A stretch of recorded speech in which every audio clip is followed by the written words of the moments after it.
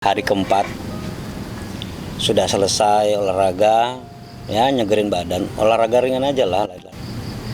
Jadi kebetulan semalam itu gue kedatangan klien, banyak bawa rezeki lagi kan.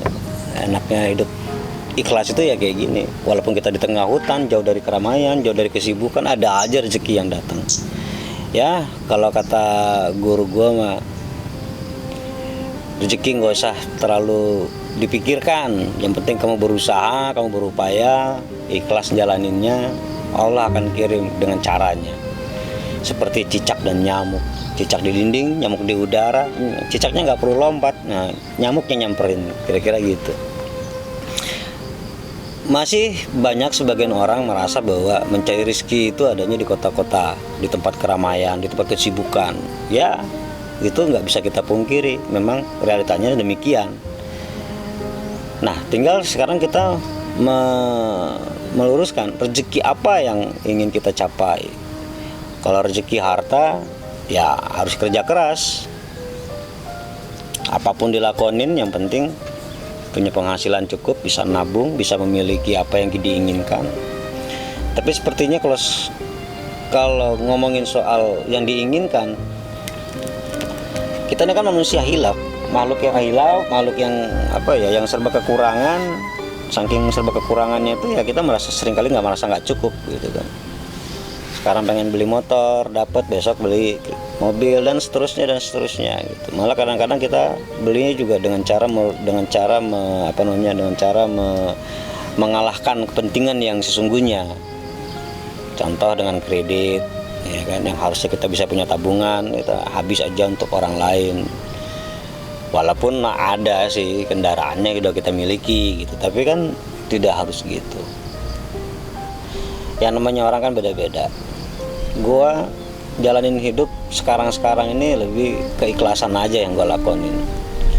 Makanya waktu gua memutuskan untuk menyendiri di tengah hutan ini, ya karena gue yakin bahwa rezeki itu akan datang. Selain gue percaya bahwa Allah selalu akan kirim rezeki ke gue sebagai manusia yang hidup, yang bersosialisasi, gue akan jaga pergaulan gue. Walaupun gue juga menyadari masih terlalu banyak kesalahan yang gue lakukan, mengecewakan kawan, keluarga, anak, istri. Ya tapi kalau nggak begitu kita nggak belajar untuk tahu di mana letak kesalahan kita. Bukan dengan cara harus bikin orang kecewa, enggak juga. Kita kan nggak pernah kepengen bikin orang kecewa. Tapi kadang-kala perbuatan kita, ucapan kita, perilaku kita, apa hal-hal yang ada di pikiran kita, itu bisa mengecewakan. Tapi itulah hidup ya. Nah, ngomongin soal rezeki atau soal keinginan, 100% lah manusia yang hidup di muka bumi ini, selama dia belum gila ya, pasti cita-citanya itu pengen, atau keinginannya pengen hidup nyaman, hidup enak, hidup tenang dan segalanya. Ya tapi harus kita sadari juga, sekuat apapun kita berusaha, yang namanya keinginan itu belum tentu 100% bisa kita terima. Walaupun gue sampai hari ini tidak pernah merasa atau tidak percaya bahwa Allah itu mengatur manusia, si anu kaya, si anu miskin. Enggak pernah percaya gue. Gue selalu meyakini bahwa Allah itu memerintahkan kita hidup di dunia ini untuk menjadi kaya raya. Kaya raya itu kan ya harta, ya hati gitu. Semuanya lah. Orang yang baik hati itu ya hartanya banyak. Mungkin fisiknya nggak kita lihat, tapi tabungannya sudah banyak. Ya seperti itu tadi gue bilang, di hutan aja gue masih dapat rezeki. Jadi kawan-kawan, yuk kita belajar belajar untuk berani merenung sebenarnya apa sih yang baik buat kita. Kita melayani diri kita dengan mewujudkan apa yang kita inginkan, atau kita melayani diri kita tuh dengan keikhlasan. Yang bikin kita panik, yang bikin kita miskin ini kan karena kita tidak pernah merasa cukup sandang pangan kita.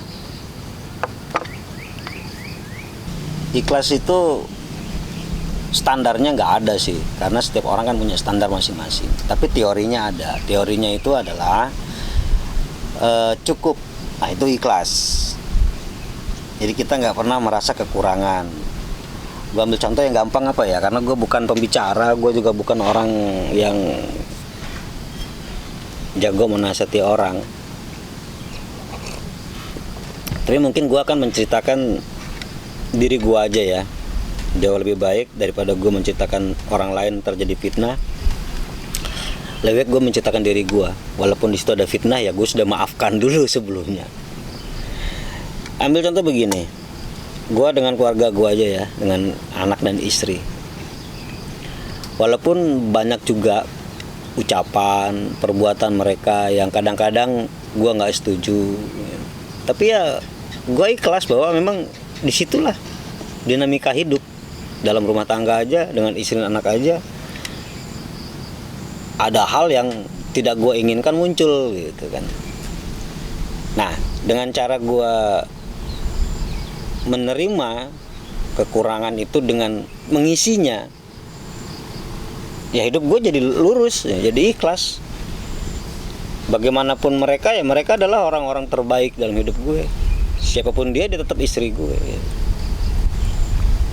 Seburuk apapun gue sudah memilih dia menjadi istri, ya itulah istri gue. Dan gue ikhlas dengan cara kekurangannya, kesalahannya gue perbaiki.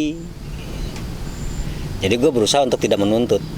Kalau pasangan hidup gue berlaku salah, gue nggak lantas terus walaupun ya bukan nggak pernah juga melakukan itu. Tapi kan hidup harus belajar, dari waktu ke waktu harus belajar. Lama-lama ya gue mempelajari itu gitu kan. Kemari sih udah nggak pernah menuntut banyak gue, karena ya percuma juga harus gue tuntut, karena standar hidup manusia, standar kebaikan manusia, standar keinginannya, pikirannya kan nggak sama. Ya contoh kayak gue dengan istri gue aja terlalu banyak tidak cocokannya, tapi kami happy. Dan gue belajar banyak dari situ. Kebahagiaan hidup gue adalah ketika gue melihat kelebihan-kelebihan yang dia miliki justru, yang nggak aku miliki pastinya kan. Kenapa gue bilang kelebihan? Karena dia punya, gue nggak punya. Dia punya hati, gue nggak punya hati. Dia punya perasaan, barangkali gue kurang perasaannya. Dia punya kepekaan, barangkali gue orang yang kurang peka. Dia punya kesetiaan, barangkali gue bukan orang yang sangat setia. Gitu, kira-kira gitu. Nah, kejutan-kejutan itulah yang kemudian membahagiakan gue. Ternyata dibalik kekurangan-kekurangan yang dimiliki oleh orang-orang di sekitar kita, baik anak, istri maupun saudara, apalagi kawan, harusnya bisa jadi harusnya bisa menyenangkan kita gitu loh.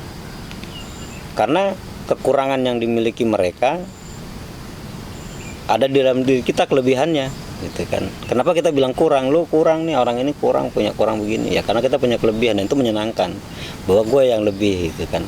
Dan lebih menyenangkan lagi keajaiban kalau kita melihat banyak kebaikan dari orang lain, baik ya tadi istri, keluarga, anak, kawan, dan semuanya. Nah, kalau kita bisa menggunakan dua sudut pandang tersebut, antara senang bahwa kita punya kelebihan dan kemudian takjub melihat kelebihan orang lain, maka dengan sendirinya ikhlas itu akan lahir. Dan itu yang gue pakai teorinya. Jadi gue nggak pernah terus kemudian ngebluffing setiap kesalahan orang lain, karena gue meyakinkan kesalahan orang lain tuh sama halnya seperti ketika gue melakukan kesalahan, baik itu gue sengaja maupun khilaf gitu. Nah, kadang-kadang juga kita kan suka munafik pada diri sendiri. Kita tahu kesalahan kita sengaja, tapi ketika diketahui orang lain, kita kasih jawaban khilaf. Itu yang gue maksud. Kadang-kadang kita suka munafik dengan diri sendiri, bahkan ke orang lain juga. Tapi ya itulah hidup kita ya. Hidup kita tuh nggak pernah ada lurus-lurus kok. Nggak ada juga manusia yang sempurna. Nah, body perfect itu berlaku bukan hanya untuk kita, tapi juga berlaku untuk orang lain. Nah, kalau kita menyadari bahwa tidak ada manusia yang sempurna, lantas apa yang kita tuntut dari kesalahan orang lain? Kebaikannya pasti ada, nggak mungkin nggak ada kebaikannya. Minimal dia lebih ganteng dari kita, lebih cantik dari kita, lebih kaya dari kita, lebih ya banyak hal lah gitu. Yang kita nggak miliki mungkin dia memiliki. kalau kita nggak bisa ikhlas, kita ngeracunin hati kita sendiri gitu. Kita nggak punya apa-apa, tapi kita mengaku punya apa-apa. Sehingga dengan bangganya, dengan sombongnya kita itu mengatakan orang lain kurang, serba kekurangan. Ada kawan yang hidupnya dari lahir miskin sampai tua. Terus banyak kekurangan diri dia, lantas gue harus cemooh. Kalau gue menilainya begini, gue yang salah gitu. Justru orang itu memiliki banyak hal yang tidak gue miliki. Apa yang dimiliki? Kesabaran. Gitu. Kesabaran menerima kenyataan gitu kan. Udah berusaha sedemikian rupa tapi tetap aja miskin harta gitu. Dan dia masih mau berupaya, masih mau bergaul, masih punya semangat. Mungkin gue nggak punya kekuatan itu, gue nggak punya kesabaran itu, gue nggak punya semangat itu. Kalau suatu ketika gue jatuh miskin, gue nggak punya apa-apa, mungkin gue langsung frustasi gitu kan. Ya sederhananya ikhlas itu buat gue kayak gitu-gitu aja gitu loh. Ikhlas itu menerima kenyataan bahwa gue punya kawan, plus minusnya ada dalam diri dia. Gue punya pasangan, plus minusnya ada dalam diri dia, dan seterusnya dan seterusnya dan seterusnya. Begitu juga berbalik ke gue gitu kan, plus minusnya ada dalam diri gue. Ketika apa yang gue sadari ada dalam diri gue, yang gue sadari ada dalam diri orang-orang itu, ya gue udah ikhlas gitu loh. Mau berlaku seperti apa aja, yaitu mengalir dalam hidup. Ucapan gue kadang-kadang nyakitin orang, ya begitu juga orang lain. Suatu ketika ngomong tentang gue terus nyakitin perasaan gue, ya gue terima gitu kan. Kalau gue merasa tidak terima, ya paling gue tegur untuk meralatnya gitu kan. Enggak lah, gue nggak seperti yang lu ngomongin, kira-kira gitu aja gue. Kalau gue mampu ngomong ya, kalau gue nggak mampu ngomong ya gue lupakan. Begini salah satu filosofi yang gue pegang dalam hidup gue. Fitnah itu datang karena orang lain kecewa. Jadi gue nggak pernah marah sama orang yang berusaha untuk memfitnah gue, menceritakan keburukan-keburukan tentang diri gue di luar sana. Gue nggak pernah merasa kecewa. Gue nggak pernah merasa tersinggung, apalagi marah terus dendam memusuhi orang, enggak.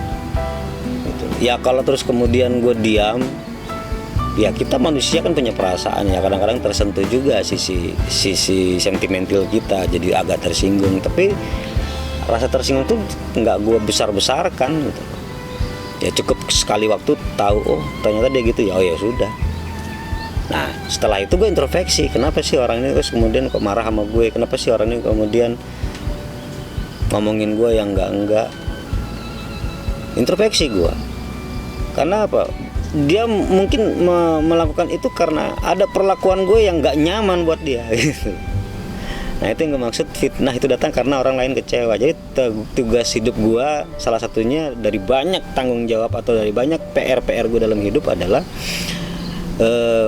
mengintrospeksi diri sendiri. Ketika orang lain berlaku salah terhadap diri gue, berlaku, istilah orang itu berlaku zolim terhadap diri gue, ya gue introspeksi. Jangan-jangan gue duluan yang ngezolimi dia gitu.